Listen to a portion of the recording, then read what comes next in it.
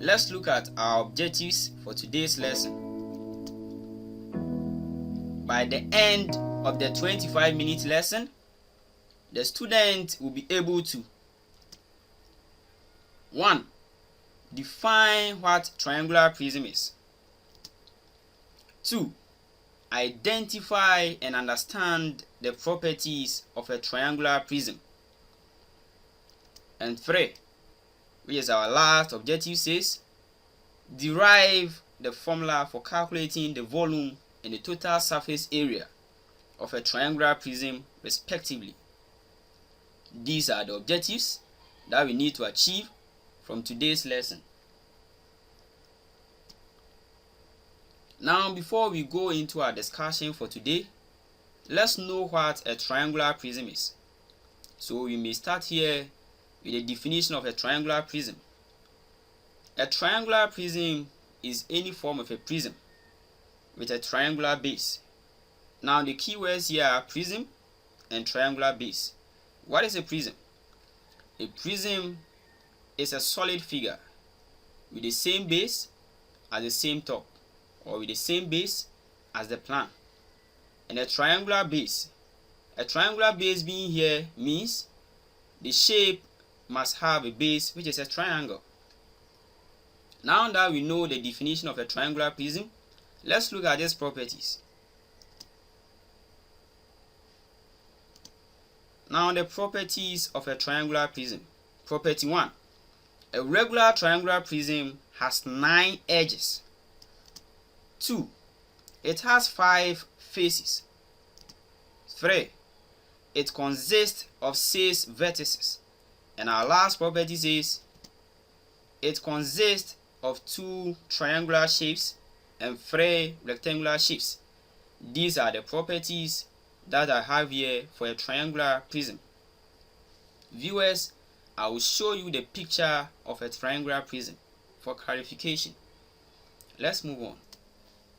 Viewers, let's take an activity here.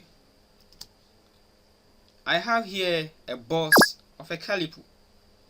We know that a calipo is a cuboid. Now let's truncate the calipo through its diagonal.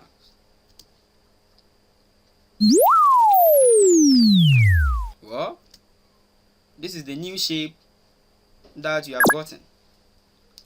Viewers, from the definition and properties of a triangular prism, we can see that the new shape is a triangular prism. It has 2 triangles bounded together by rectangular surfaces.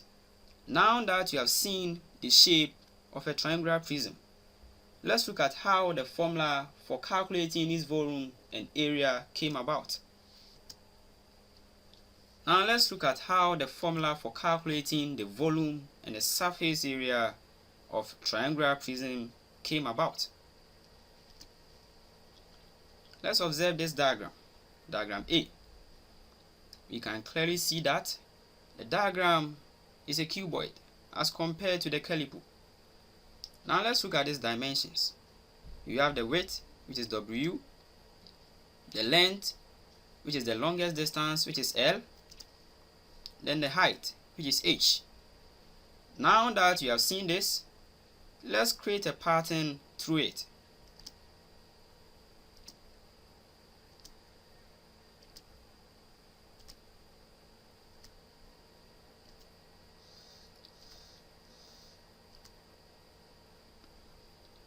Well, from the pattern, we can see that a new shape has been created through it.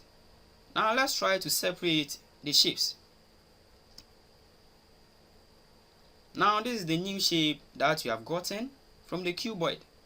We can see that the new shape is representing half of the cuboid. In the new shape, as compared to the truncated calipo, is a triangular prism. Now that you know this, let's look at these dimensions too.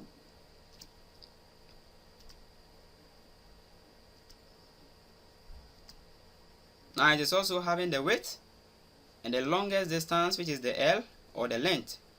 Then we are having the height too. Then another height, which is an apparent height called the slant height, represented by C. Viewers, let's observe the diagrams above. We can see that B is a triangular prism. Now let's look at how the formula for calculating its volume came about. We know that from the above diagrams, the volume of the cuboid, which is A, is length times width times h, or the height. That's the area of the base times the height. Volume of the triangular prism formed from the cuboid is half the volume of the cuboid, which is 1/2 times length times width times height. That's the area of the base of the triangular prism times the height. And know that the base area is a triangle, which is half times W times H. Now therefore, we can conclude that the volume of the triangular prism is equal to 1/2 times length times width times height. Now let's move on. Let's look at the total surface area. Now SE, which is the surface area, is equal to the area of the base and the top plus the lateral area. Area of the base is equal to half times W times H. But we have two triangles, so we multiply it by 2. That's 2 times 1/2 times width times height. We can see clearly that the 2's are going to cancel each other. Therefore, we are going to have W times H, which is width times height, which will represent the total area for the two triangles. Now that we know the area of the two triangles, let's look at the lateral area. The lateral area are the areas bounded around the triangles. Now we take them one by one. The first lateral area is height times length, as you can see from the diagram. The second one is the slant height, represented by C, times the length. And the last one is width times length. Now, by factorizing the length out, we have length multiplying the whole bracket, which is height times width times the slant height, which is C. Now we can conclude that the surface area of the triangular prism is the total area of the triangles plus the lateral area, which is width times height plus length multiplying the whole bracket, which is height plus width plus the slant height, represented by C. Now let's note one thing here. The W from the shape above is the width. The H is the vertical height. The L, which is the longest distance, is the length. And the C is called the slant height. Viewers, now that we are having knowledge about the area and the volume of a triangular prism, let's note one thing here.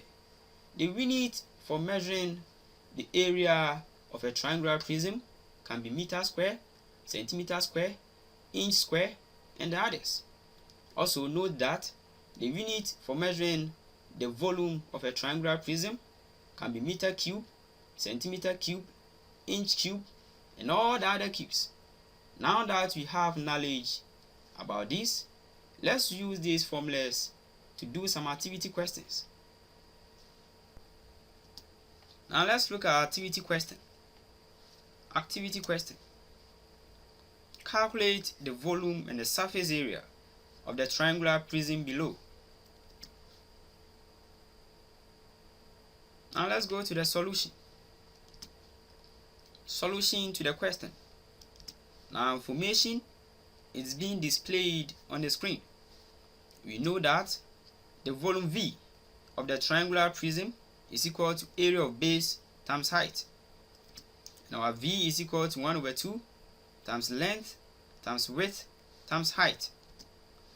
But the height is equal to 12 meters, width 10 meters, and length 21 meters from the diagram.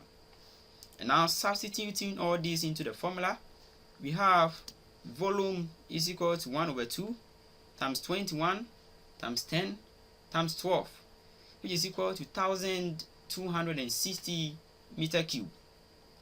This is the answer to the volume of the triangular prism. Now let's go to the answer to the area or the surface area of the triangular prism. We know that the surface area, which is SA, is equal to width times height plus length multiplying the vertical height plus width plus the slant height. But we know that our W, which is the width, is equal to 10 meters, height 12 meters, length 21 meters, and the slant height is 13 meters. Now substituting all these into the formula, we have slant height is equal to 10 times 12 plus 21 multiplying the brackets 12 plus 10 plus 13. Now therefore, we have SA, or the surface area, is equal to 855 meters squared. Therefore, we can conclude that the surface area of the triangular prism is equal to 855 meters squared. Now that we know this, I'll give you some self-assessment questions. So let's look at our self-assessment questions. Self-assessment question 1. One child's toy is in the shape of a triangular prism. The base is an equilateral triangle with size of 12 inches. Another toy is a regular hexagonal prism. The side length of the base of the toy is 6 inches. If the height of both toys is 17 inches, do they have equal volume? Use mathematics to explain how you determined your answer. Use words, symbols, or both in your explanation. Self-assessment question 2. A stack of thank you cards is piled 12 centimeters tall. These cards measure 10 centimeters by 17 centimeters. What is the volume of the box needed to store these cards? Use mathematics to explain how you determine your answer.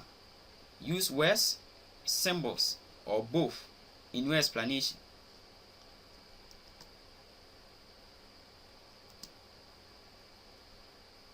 Now that you have been given our self-assessment question, let's look at our summary.